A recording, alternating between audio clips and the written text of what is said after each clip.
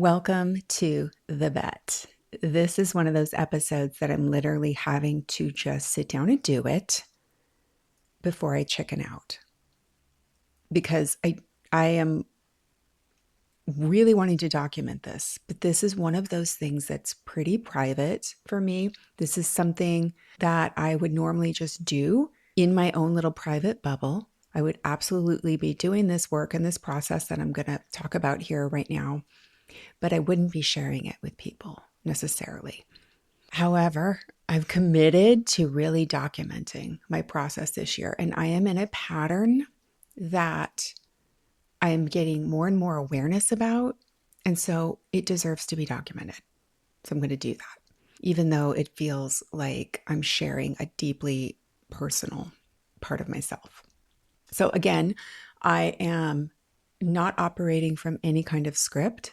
I don't have any notes that I want to refer to here, which is taking an enormous amount of trust and faith in myself right now. Because one of the karmic lessons of my life, if you want to call it that, my life lessons, or in Kabbalah, it's called your tikkun, Tikkun, is releasing the need to control. This need to control my outcomes. So I have done so much work on this. You know how when you work on something, especially if it's a wound or a repeating pattern, and you feel like you get to this new level with it, and it feels like you're operating in a space that's now detached from that wound or detached from that pattern. And then you get to a new level of expansion, you get to a new level of desires in your life, you get to a new level of success or visibility or possibility and potential, and you start getting obstacles again. And you think, oh, it's not about control because I've already worked through that. It can't be about my core wounds of feeling abandoned as a child, or feeling like I needed to earn approval or earn love, or feeling like I was a burden to the people around me. It can't possibly be that because I've already worked through that. Well, no, it's just those same patterns, same wounds coming back at a new level of awareness and a new level of possibility to move to the other side of them. So I think that's what's going on right now. I have noticed a repeated awareness that keeps showing up on my walks or when I'm listening to things. This same kind of theme has been feeling like a little revelation to me repeatedly this week. And so that's what tells me this is what we're working on right now. And that is this feeling of, how do I want to express this? Okay. At my core, at my soul level, like the seed of why I'm doing anything I do at all, it is because I believe we are all fragments and pieces of the one, like, consciousness. Okay, if that makes sense, you're my kind of people. If you're like, what the fuck, just go ahead and stop this episode right now because I promise I will lose you even more if we're not already on the same page. But I believe we're all a part of this greater consciousness, and we each get a little spark of that light that we get to play with and reveal to the world in our own lives. That is a purpose. I believe our soul comes to this existence within us with a purpose to reveal that light, reveal that spark within us in order to rejoin the greater consciousness. Okay, again, if I'm losing you, just go ahead and skip this episode. No hard feelings. I actually prefer that. But I'm going to document this because I think it's really, really good for me. I already want to stop, which is a good indicator that I need to keep going forward. So yes, I have that belief. That belief in general guides my activities every day. It guides the goals I set for myself. It really like fires me up and makes me think I've got this one life to reveal my light to the world. It makes me emotional when I think about it. Like, that's my only job, is to take my light and build the vessel and the container that allows it to shine through. I like to think of what other people will call God I do use the word God sometimes, but I like to think of God as the creator of all things, or the universe as the creator. So I talk to the universe as the creator. It ties into my concept of like how our energy works. Like we all have a creator field, that biomagnetic, bioelectrical field that surrounds us, which has been measured in science. Okay. It's expandable and contractible. We can see it move. That I call a creator field, because everything gets created from that bioelectrical field. Okay, that's how we attract things to us, and that is how we project our signal into the world. So we're walking around like these radio towers, making our signals, and it attracts the things that are similar form to that signal.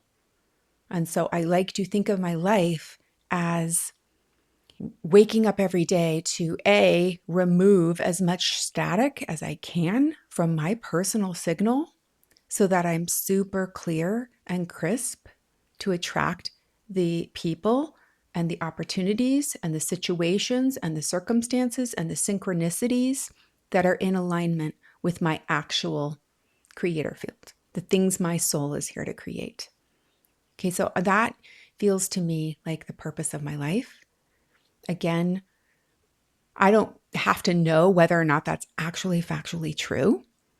I subscribe to what I call useful thinking. I don't know if anyone else uses that term, but I coined it. It's why I made the podcast Useful Thinking.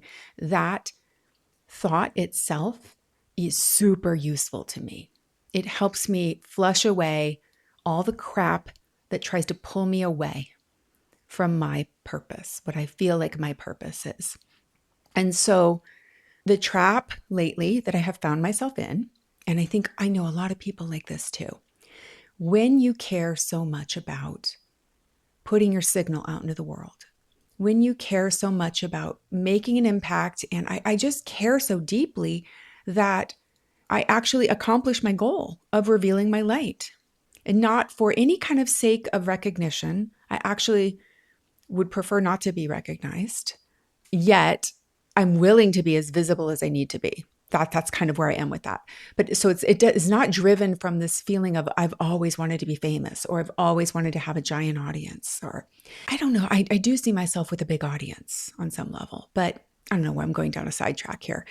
But when you're driven by this really deep goal of wanting to make an impact on other people, and you feel like you're looking at metrics that don't indicate that, it's a real mindfuck. It can be anyway. And that's where I've been in lately. I am used to that mindfuck. It is a regular, like frequent flyer thought that I have. It is a ride I've been on many times in the Disneyland of my head. Okay, that this feeling of, if I want to make an impact and I'm not seeing the numbers that I'm doing that, then what's the point of doing it at all? Kind of thing. So I feel like I've worked through that level. But what I've noticed is this whole consciousness that's been coming into my awareness this week is, I made a post about it on Instagram too. If you're doing something from the energy of, if I do this thing, if I give up, if I surrender and let go of this goal, let go of this needing to control, let go of this having to have it show me this many numbers here, or this many downloads on this, or this much growth on my Substack. If I let go of all of that, then that's how I'm going to get all of that. Right? Does that make sense to you guys as I'm sharing that? When I had that realization this week, I was like, holy shit, I'm still trying to control my outcomes by letting go of control. Because deep inside me, I'm like, oh, I can hear my voice like cracking as I'm talking. So clearly I'm hitting upon an emotional truth here. It's like, oh, if I can just surrender that, then I'm going to get all these other things, which is no different than doing all the things and trying to get that same outcome. It's still trying to control my outcome, or trying to perform or do all the steps or be a good enough human or have done enough of that inner work. I hate that term, inner work. in order to get your final reward. It's like, okay, if I release everything, then the Creator has to bless me. That's how I get my blessings. And that's like a level 101 way of thinking about it. And you really get to this layer of what I'm working on here. It's like, I need to be willing to release the need to have any indicator at all. I know I've said this before, but I'm realizing at a new layer. Like, what if nobody listens to this? Not this, but my other podcast. This as well, but this is truly for my growth here. What if nobody listens to useful thinking? What if nobody follows my Substack? Like, what does that actually mean? And it is so hard for me to detach, not having that mean that I am still not fulfilling my purpose in my life because I really want to reveal my light. But then it hit me just this morning in a session I was doing, working through all of this, that what if the gift, what if the actual blessing is not the audience or the impact? What if my actual blessing I'm supposed to receive is frickin' peace of mind from needing any of that? Like the actual willingness to not need any of that. And how peaceful would that feel to not measure anything I do and still have that not even make a dent in my value? Like my value is just so immeasurable.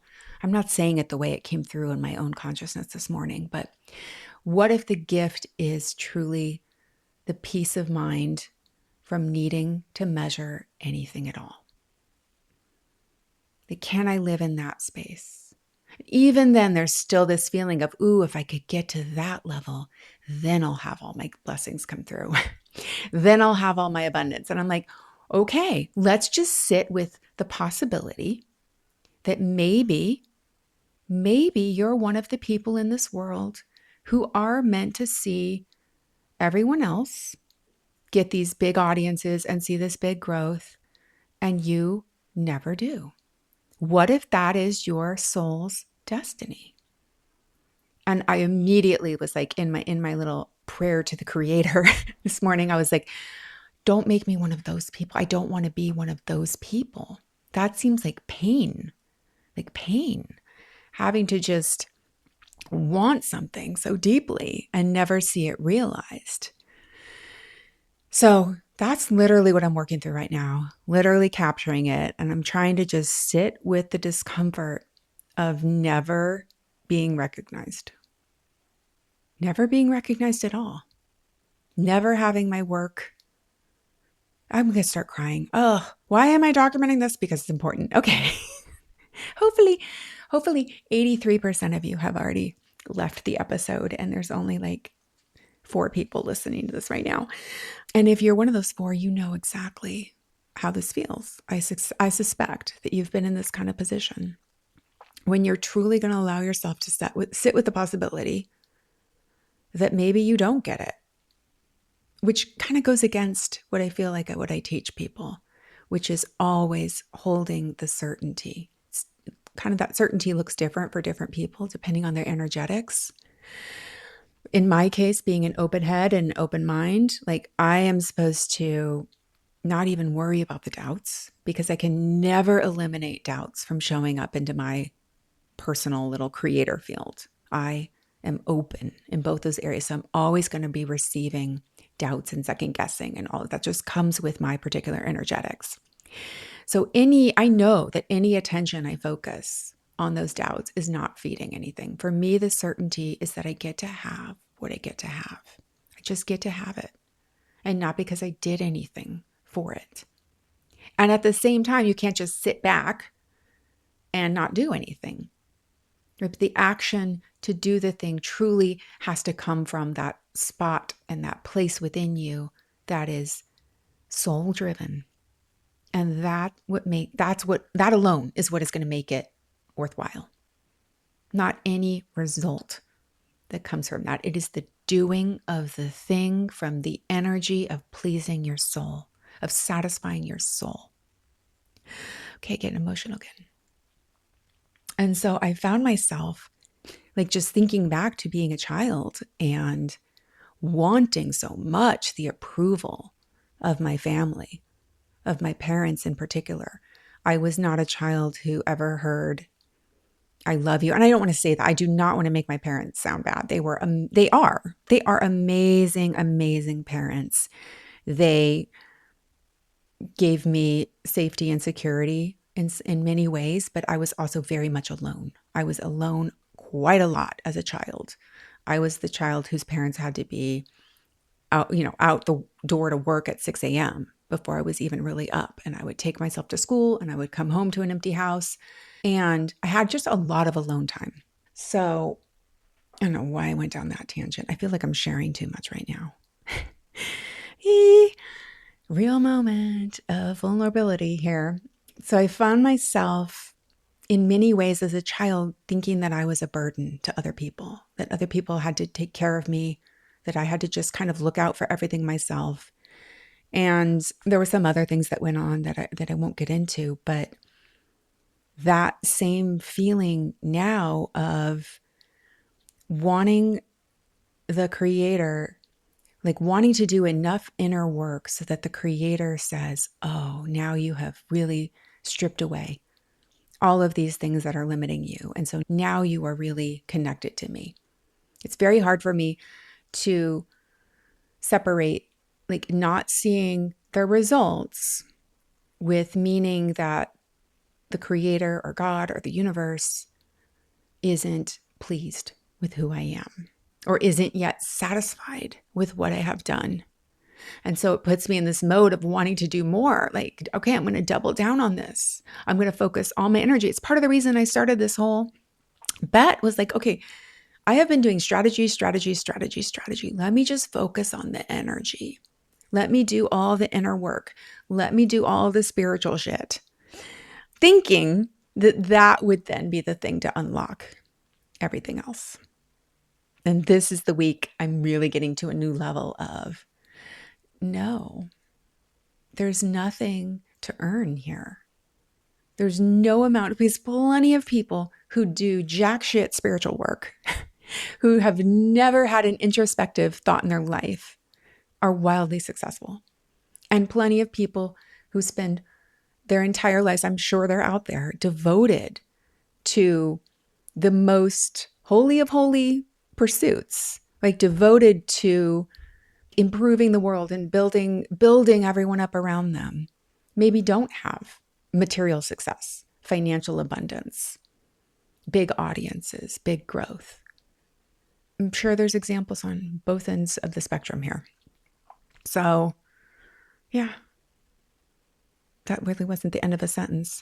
I guess I'm at the end of what I know to say about it, because I'm trying to just sit with the possibility that there's, I know what I was going to say. In my prayers to the Creator this week, I found myself saying, it was so profound to me. I said, can you please show me what it would look like to receive things just because you love me? And I was like, wow, that feels wrong to even ask for that. Like to ask to just be given things just to show me that you love me unconditionally. Like that's what I'm really asking for. That's what my little wounded heart is asking for. Can you please show me that you just love me unconditionally? And that none of this I'm actually doing really matters to you because you already love me unconditionally. And yet I have these desires to do these things. And so it's not that I have to stop doing that, but to do it from a place of there is nothing that any of that could ever give me or feed me or fulfill because I'm already unconditionally loved. That's what I'm actually searching for. So it's like, if I could feel that, that's what I'm pivoting my focus to here, which is, can you show me what it would look like to receive because I am a part of that universal light out here in the world. I am a part of that bigger spark that is the basis of all things. That means I have everything already. So there you go. I feel like major vulnerability throw up right now, vulnerability hangover, sharing all of this. But I also think I'm proud of myself for being willing to capture this. And again, there's like, well, yeah, this is part of the work. And am I doing this because I think this work is necessary? Kind of. Part of the reason I made myself record this is because I thought you have to do something with this. You've been given this awareness. You have to do something with it or it will fade away from you. So take it, build with it, use it, do something, document it, activate it, put it into play. But don't make it mean that because you were brave enough to record this episode, you were brave enough to share your personal shit in a public forum, that now means the floodgates are going to open for you. That is what I'm trying to end the cycle of feeling.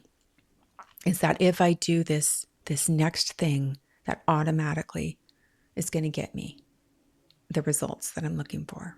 I already have the results. That's what I got to plug my little certainty into. Okay, that's what I got for you this week. I'm going to do 0 editing on this one.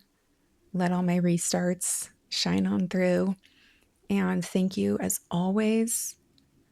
As hard as it is to share shit like this, I'm also so comforted knowing that there are people out there who are listening. So it makes me feel less alone. I don't even talk about this shit with Mike. This is not a convo for Mike. Mike is not at this level. He's more at the mental mindfuck loop level. He's great for that. But this soul seed injury level, this is deeply personal shit. So thank you for holding that and being a part of it. And I'm sending you so much love as you're all, I'm sure, going through your own journeys. Like, I am so, so proud of you. I have so much respect for you, for showing up for your life and deciding to live it and reveal the light that is within you in this world.